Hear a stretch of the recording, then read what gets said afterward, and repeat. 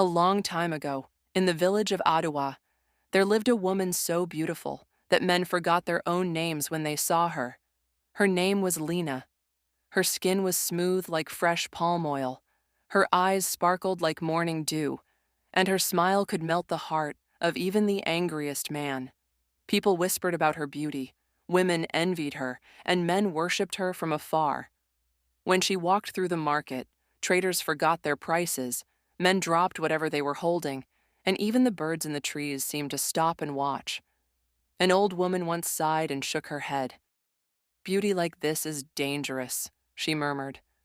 But Lena was not just beautiful, she was wise. She understood the power she had over men and knew how to keep them at a distance. "No touching before marriage," she always said. Every man who approached her heard the same rule. Men respected her for this. They called her a woman of virtue. But Lena knew the truth. It was not about dignity. It was about her secret. A secret she had carried all her life. If a man ever touched her, if a man ever saw what was between her thighs, he would never be the same again. So she smiled, she laughed, and she let them admire her from afar. But she never let any man too close. That was how she lived, until Jaro entered her life. Jaro was a kind man, hard-working and gentle. His heart was pure, like fresh palm wine. The moment he saw Lina at the village stream, he was lost. His heartbeat quickened, his legs felt weak. "This is the woman I will marry," he told himself. He chased after her with gifts, fine clothes, sweet palm wine, fresh bushmeat. He praised her beauty, whispered sweet words. "Lina, you are the light of my world." Lina smiled. She laughed. But she kept him at a distance. "No touching before marriage," she reminded him. Jaro did not mind. "You are a good woman," he said, his love growing stronger. "I will wait." For months, they courted. The village watched and gossiped. "Finally, Lina will marry," they said. Then, one bright afternoon, Jaro went to her father's house with his family. He knelt before her and said, "Lina, marry me. Be the mother of my children." Lina smiled. She liked Jaro.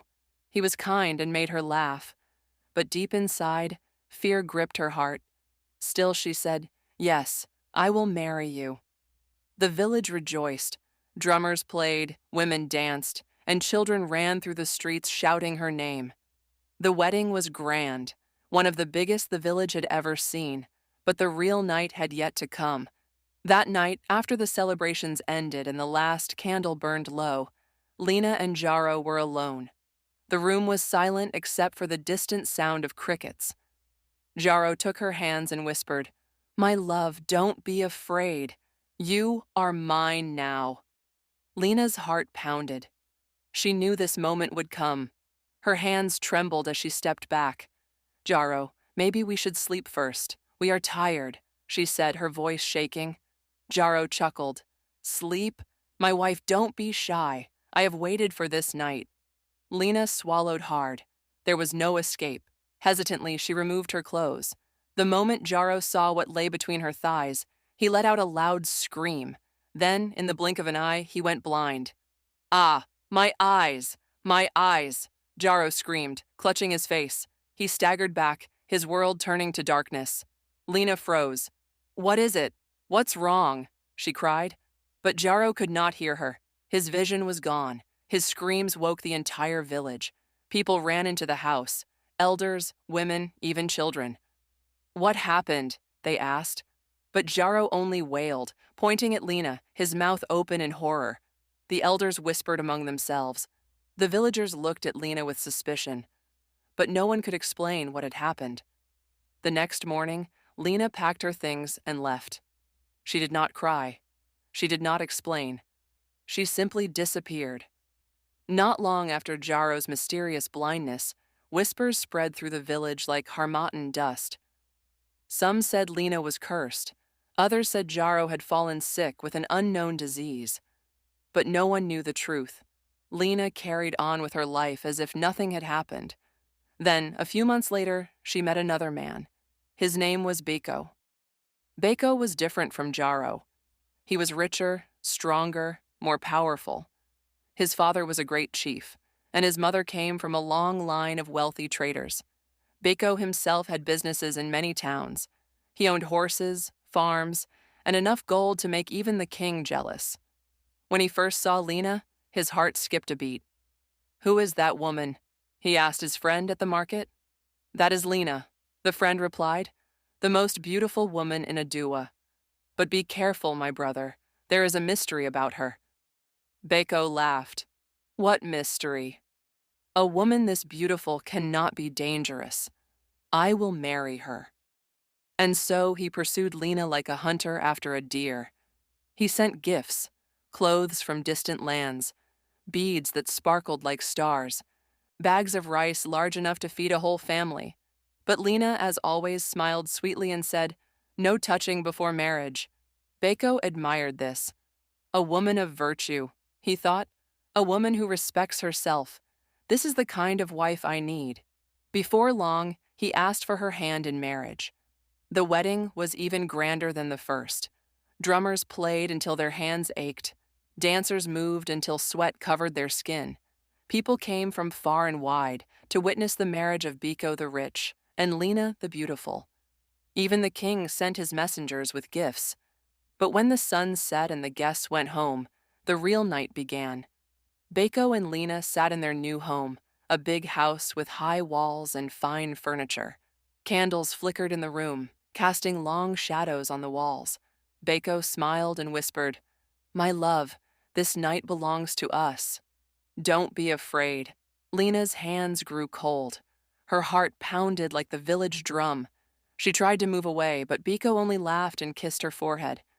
"Are you shy? Don't worry. You are mine now." Lina took a deep breath. There was no escape. Slowly, she removed her clothes. At first, Beko froze. His eyes widened. His chest rose and fell. Then, as his eyes fell upon her secret, he opened his mouth to scream. But no sound came out. His voice was gone. Forever. Beko clutched his throat, his eyes bulging with horror. He tried to speak, to shout, to call for help, but his voice was gone. His lips moved, his hands trembled, but no sound came out. Lina watched in silence. She had seen this before. She quickly dressed and stepped back. Beko stumbled toward her, his mouth still open in a soundless scream. Then the door burst open. Servants rushed in, carrying lanterns.